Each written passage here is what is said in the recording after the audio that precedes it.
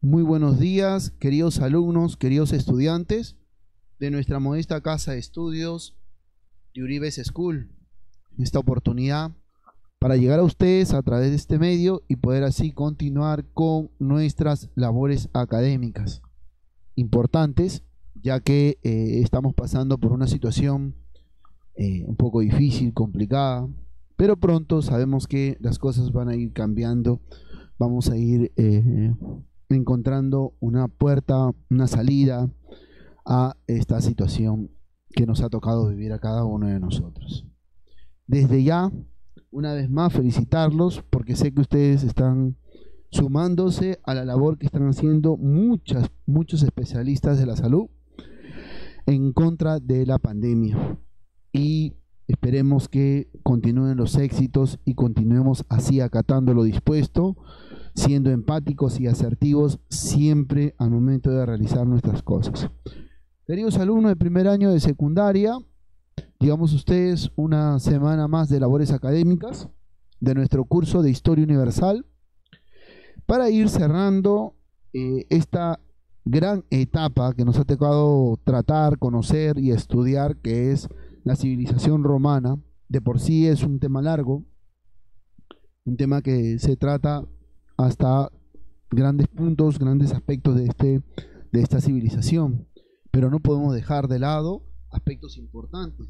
Hablar de la civilización romana no es solo hablar de sus tres etapas históricas o sus tres procesos históricos. Tiene muchos aportes culturales que ha dejado como legado para la humanidad. Hoy en día muchos estados están regidos en base a esos aportes. Imagínense que tenemos un calendario actual que está regido en base a ese aporte. Imagínense, entonces hay una serie de manifestaciones culturales, pues no manifestaciones culturales, que ha dejado Roma para la humanidad como un legado, como una base, ¿no? La arquitectura, los acueductos, los baños públicos, etcétera, etcétera, etcétera. Queridos estudiantes, quien les habla el profesor de Historia Universal, Jesús Narro Vázquez, y vamos a continuar y vamos a cerrar nuestra etapa de la civilización romana con el aspecto cultural, sus aportes, qué realizó, qué hizo, qué dejó y cuáles son esos legados que dejaron para la humanidad. Con este tema estaríamos cerrando la civilización romana como tal, ¿no? Eso quiere decir de que solamente este tema entraría para el próximo examen, aclarando eso, chicos. ¿Sí? Desde ya felicitarlos también, tienen muy buenas notas y espero que continúen así estudiando, queridos alumnos. Bien, empecemos. Manifestaciones culturales de Roma. Una gran civilización, ¿no? Se formó desde un pueblito chiquitito, ¿no? El cual dio origen a un gran imperio. Y tenemos la imagen de cómo fue expandiéndose, ¿no? Paso a paso fue creciendo, llegando a un punto de dominar prácticamente toda Europa y apoderarse de la Mare Nostrum, ¿no? Del mar Mediterráneo, y así poder dominar el comercio en Europa y en Oriente y Occidente. Entonces, esto les va a permitir a ellos llegar a un máximo esplendor. Recuerden ustedes que ellos van a ir anexando pueblos y eso les va a permitir a ellos poder adquirir otros conocimientos, lo van a hacer suyo, ¿no? Es por eso que en cuanto a la religión van a adoptar una religión politeísta, que más adelante vamos a ver. Queremos resaltar este punto de acción porque una clara muestra de esas manifestaciones culturales que no solamente parten de Roma, sino que al anexar pueblos, al conquistar pueblos, van a adquirir cierta mezcla, cierta fusión y cierto cambio de estos pueblos. Entonces esa adquisición les va a dar a ellos pie a tener un máximo esplendor cultural como civilización, como cultura, como imperio, como estado que hemos estado tratando. Tenemos paso a paso, miren, el verdecito, el origen, cómo se va formando el monte Palatino, ¿no? La margen del río Tíber, ¿no? Y cómo va llegando poco a ser, ¿no? Roma en su etapa republicana, etapa monárquica, etapa republicana, en verde clarito, como va conquistando, Y en su etapa imperial, miren, por acá, un gran imperio. Así ellos van a dominar grandes extensiones. Pregunta, sí es lo que yo sé que ustedes están pensando, ¿cuál es la base de la economía de estas civilizaciones? La agricultura, profesor. Ah, muy bien, excelente, queridos alumnos. Usted está aprendiendo. La agricultura para estas civilizaciones va a ser la base de la economía. Pero acá le vamos a dar un punto agregado. Recuerden ustedes que los fenicios, al tener naves, les va a permitir realizar un mejor comercio. Y los romanos, al conquistar, invadir prácticamente y adueñarse de la Mare Nostrum, el mar Mediterráneo, ¿no? Y tener el embudo entre Oriente y Occidente, esta forma de embudo acá, entre el Mar Negro y el Mar Mediterráneo, y mantener el dominio de todo esto, le va a permitir a ellos tener un comercio más estable. Eso quiere decir que la agricultura, si bien es cierto, es la columna vertebral de la economía, el comercio, el intercambio, el trueque o lo que intercambien con otros estados, también va a ser, como se dice, su brazo derecho. Por lo tanto, tenemos una civilización más completa, organizada. A eso se va a sumar que Roma tiene un punto importante, que durante la República se va a formar, ya va a tener formado, ¿qué cosa? El Senado. Y el Senado va a ser un grupo de personas que prácticamente va a designar, va a decidir cómo se va a conducir el Estado. Por lo tanto, eso le va a permitir tener un mejor manejo y control. Importantísimo Roma, porque a raíz de eso se va a ir formando el derecho romano. Entonces, la sociedad romana va a estar bien marcada como todas las civilizaciones, estratificada, ¿no? En 4 grupos sociales. Tenemos los senadores y ecuestres, son las capas más altas, ¿no? Las familias más adineradas, las familias que pertenecían a los primeros romanos, ¿no? Su riqueza sustentada en las grandes superficies y explotación agraria. Por lo tanto, son ellos los que van a manejar el poder político. Son ellos los que van a estar liderando. Por lo tanto, son los que van a decidir el futuro de esta gran nación. Después va a estar la plebe. La plebe van a ser los campesinos, ¿no? Ellos van a estar sujetos a ese término empobrecido, ¿no? Y se crea el proletariado urbano, ¿no? Que los senadores intentaron controlar, ¿no? A base de pan. ¿Qué pasaba con la plebe? La plebe era mucho más, era una gran, considerable masa de personas, un conjunto de personas que prácticamente ponía, como se dice, cuesta al Senado y originaba que el Senado se preocupe. Es en este tiempo donde el Senado, justo para pasar a la etapa imperial, el Senado empieza a crear los circos romanos, cómo entretener a la gente, o sea, cómo distraer a la gente, quitarle, arrancarle las tensiones, las preocupaciones, dominar.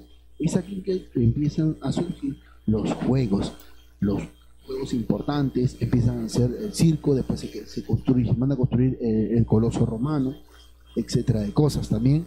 Entonces están ligados después va a haber otra clase social que van a ser los esclavos, los cuales van a ser prácticamente los guerreros, ¿no?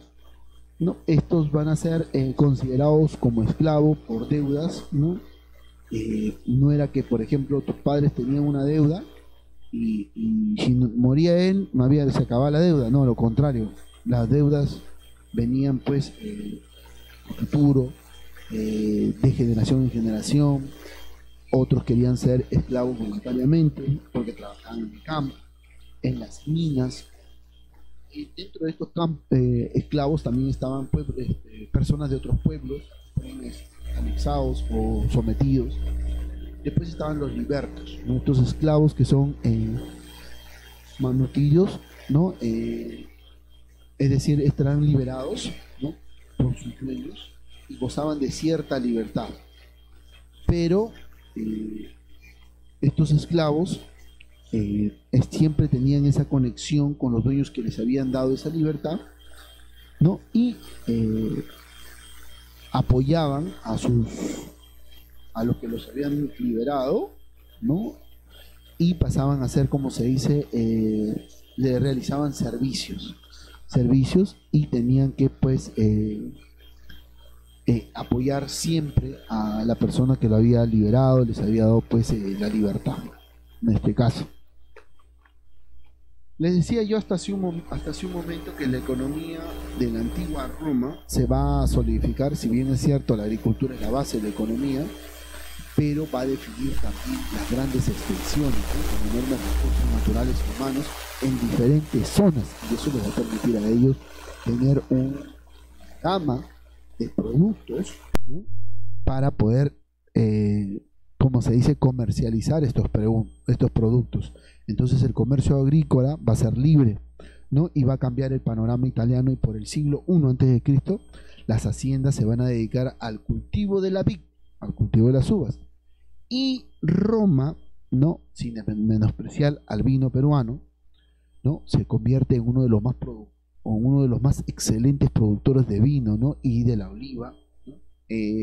Estos territorios, los dueños eran los terratenientes, ¿no? Ellos prácticamente habían condicionado a los pequeños agricultores, así pudieron igualar el precio del grano e importarlo también. Entonces no solamente se van a dedicar a la vid, a la extracción de los mejores vinos, de la oliva, sino también de muchos aportes en cuanto a tubérculos, en cuanto a producción de grano de maíz, ¿no? Entonces, por lo tanto, la agricultura va a ser la actividad que estaba muy bien considerada dentro de la sociedad, al igual que las otras.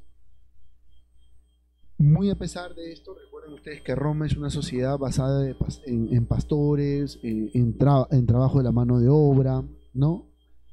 Esto va a permitir que produzcan todo tipo de alimentos, ¿no? Y se daba la explotación, se va a ir concentrando porque va a haber una excesiva producción, y así va a surgir la explotación en algunas ciudades, ¿no? Y esto va a permitir pues que se produzcan hortalizas, frutas, verduras, entre otros tubérculos y productos más, ¿no? Y de los cuales las ciudades van a valorar y apreciar muchísimo la producción de esto, y les va a permitir, ya que es la columna vertebral de la economía para la ciudad, para el pueblo y para la civilización romana.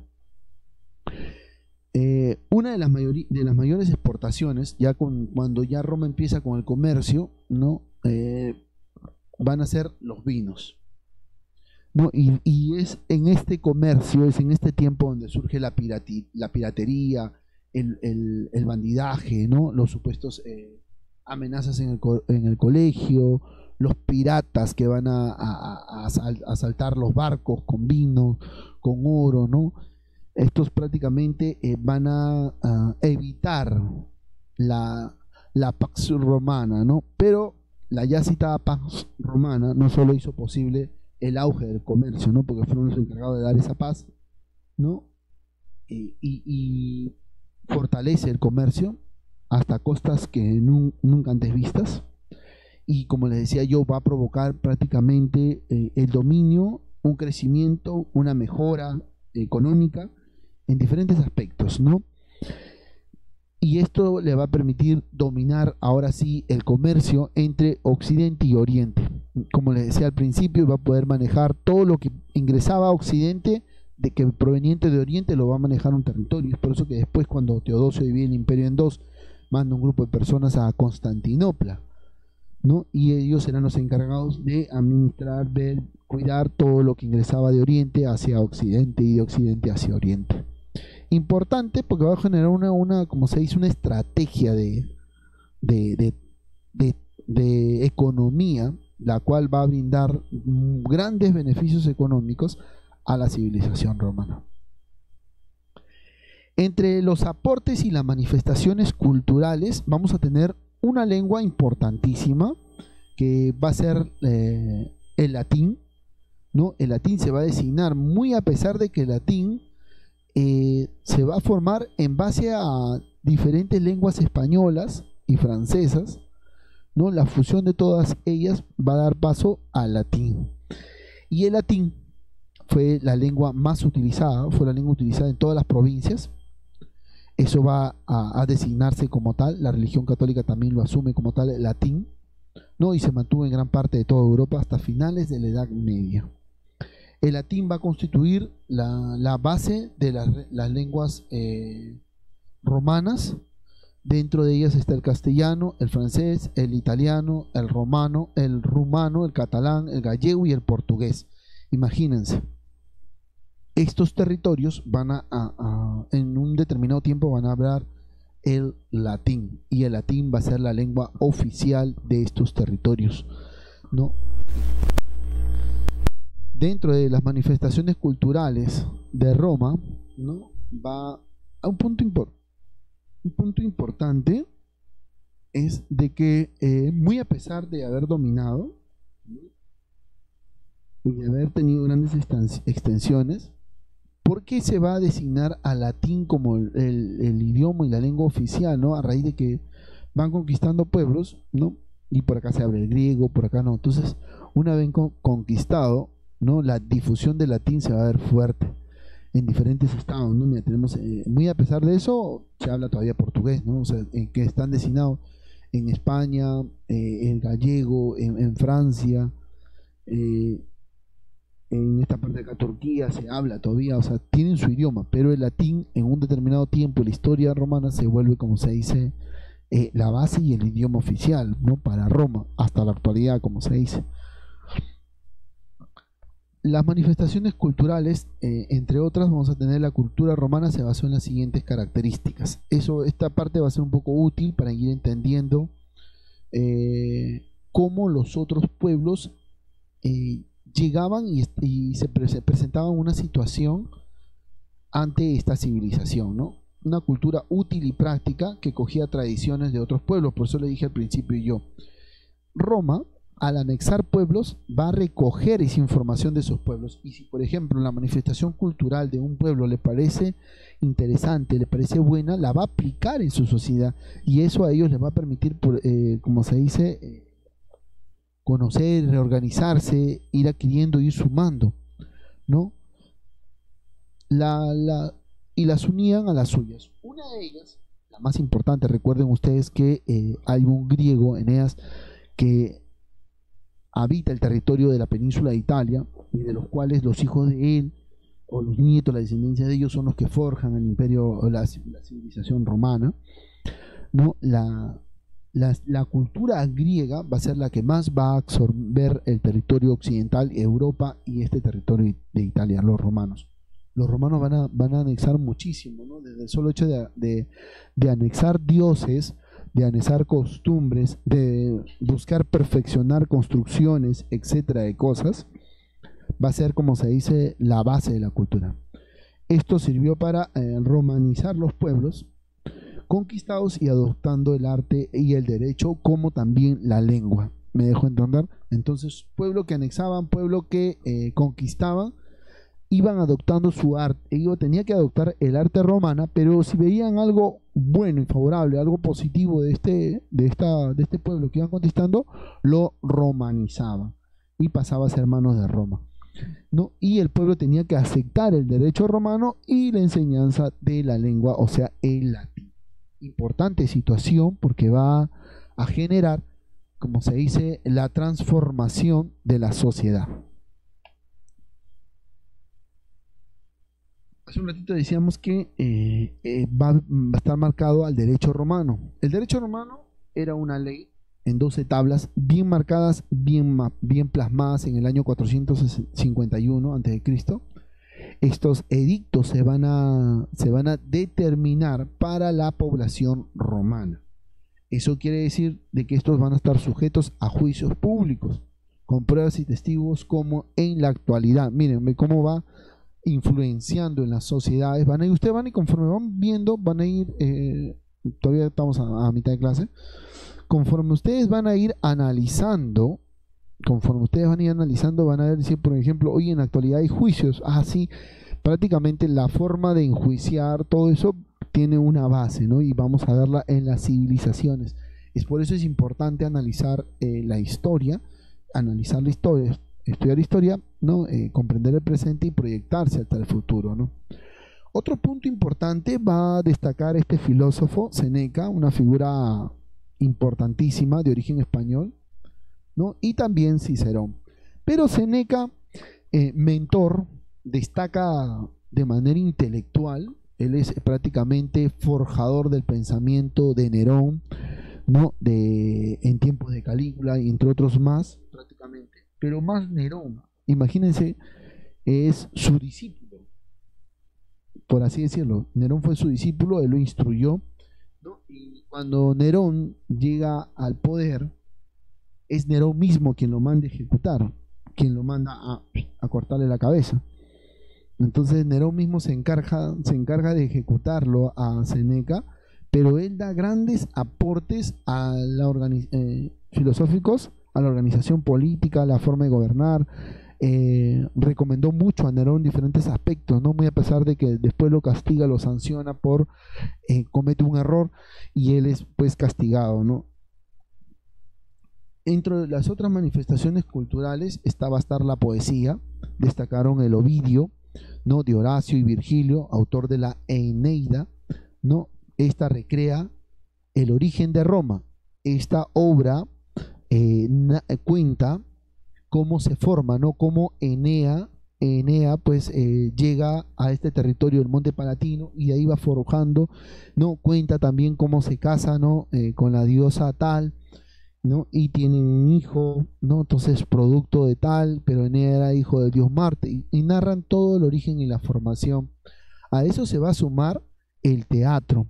El teatro va a ser uno de los aspectos importantísimos de Roma, ya que va a ayudar a entretener a la gente y en cierto modo van a condicionar a un determinado grupo de la población que fue creciendo de la noche a la mañana, pero hay que tener en cuenta que ese grupo que fue creciendo, ese determinado grupo social de población, no eran romanos, eran pueblos anexados. Por lo tanto, Roma va a ir perdiendo cohesión, masa, estructura, columna vertebral en el aspecto social a raíz de que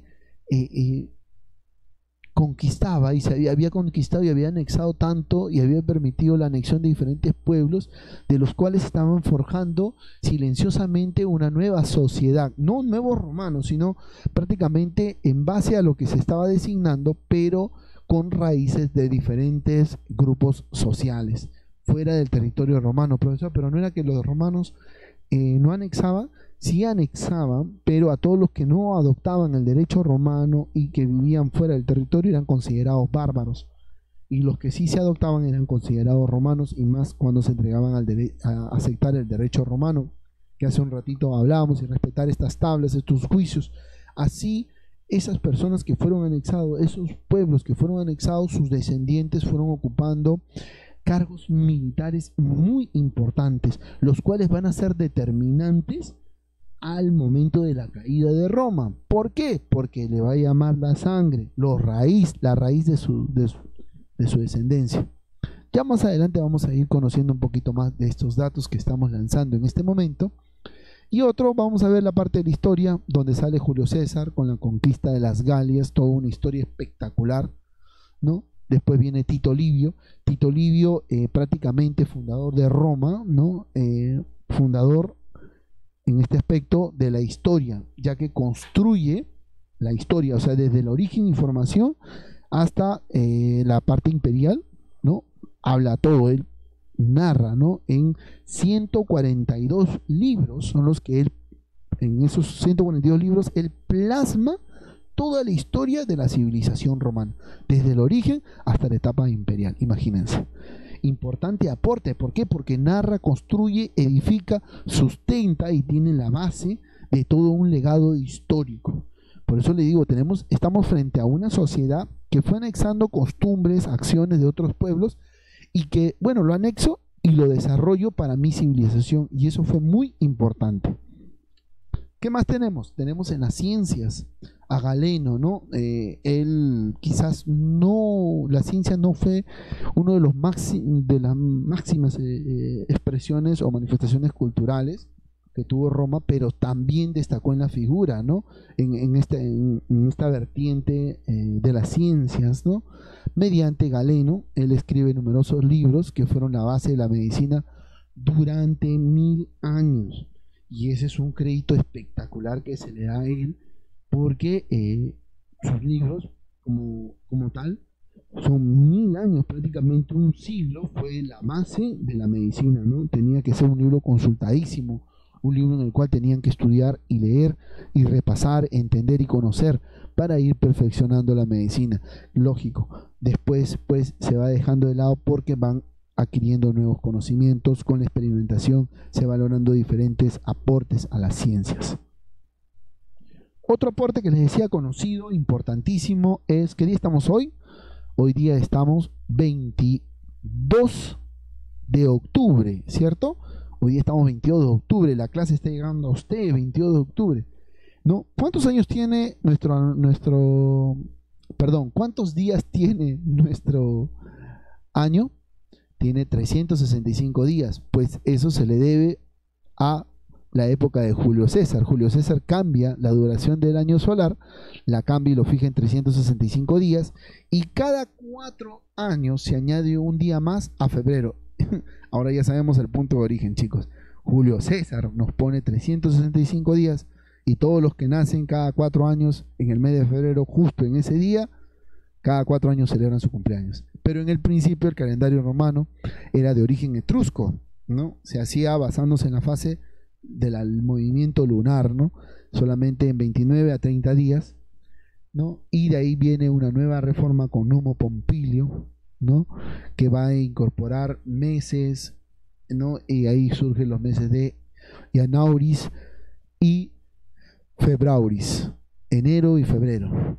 Hasta este momento el primer mes del año era marzo, Martius, ¿no? Y ya en la época de Julio César va a cambiar, pues, ¿no? El de lo lunar pasa al oso solar y él va a fijar todos estos cambios. Importantes aportes, queridos estudiantes, que nos permiten a nosotros analizar y conocer. Hasta la actualidad tenemos, pues, les parece conocido, pero está con otro nombre, ¿no? Ahí tenemos enero, febrero, marzo, abril, mayo, junio, agosto, septiembre, octubre, noviembre y diciembre. Por cierto, estamos próximos a la Navidad. Interesante. Qué rápido ha pasado el tiempo, queridos estudiantes. Pero ustedes tienen el calendario romano y, ojo, ellos pues a cada mes designado una celebración, una manifestación, ¿no? Por ejemplo, en enero, al dios Jano, dios de los comienzos y los umbrales, ¿no? En febrero, mes de la purificación, miren, imagínense. Entonces, para cada mes está designado algo, ¿no? En junio, diosa protectora del matrimonio y los partos. Todos se casaban y la gran mayoría programaba sus partos para esa fecha. Interesante, ¿no?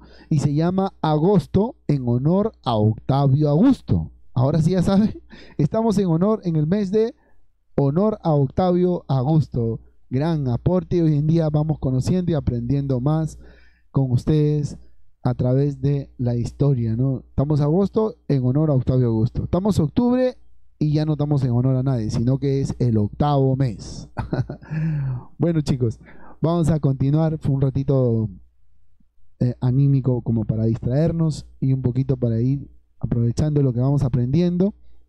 En la religión politeísta, ¿no? Recuerden ustedes que anexan dioses de Grecia muy similares a Grecia, por así decirlo, los anexan y lo cambian de nombre, ¿no? Ellos absorbieron toda la religión de Grecia, pero algo que me causa un poquito de gracia, muy similares, ¿no? Son los mismos, solamente que cambian de nombre, prácticamente dioses humanizados de la península de las Balcanas, ¿no? Entender politeísta y que van a ir cambiando, ¿no? La religión romana incorporó elementos religiosos de los etruscos y de otras penínsulas italianas importantes, ¿ah?